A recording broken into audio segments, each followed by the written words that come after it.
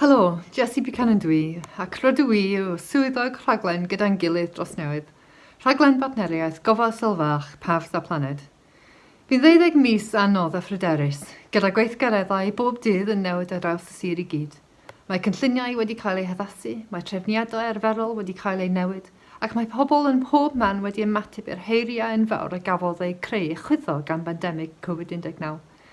Mae cyfyngiadau'r gyfnod clo diweddaraf yn parhau i feithio'n fywydau llawer iawn o bobl.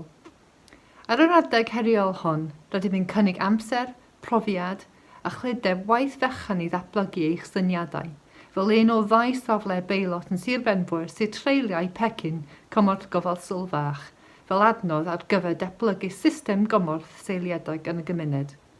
Rydym yn chwilio am 2 gymuned sy'n barod i ffanteisio ar y cynnig. Pa be'ch yn hoffi gael sgwrs am y gyfle hwn, neu os oes gennych unrhyw gwestiynau, ysgrifennwch i fi, Jessie, a jessie.buchanan@tfcpembrokeshire.org. Hoffam glywed gynnech. Diolch.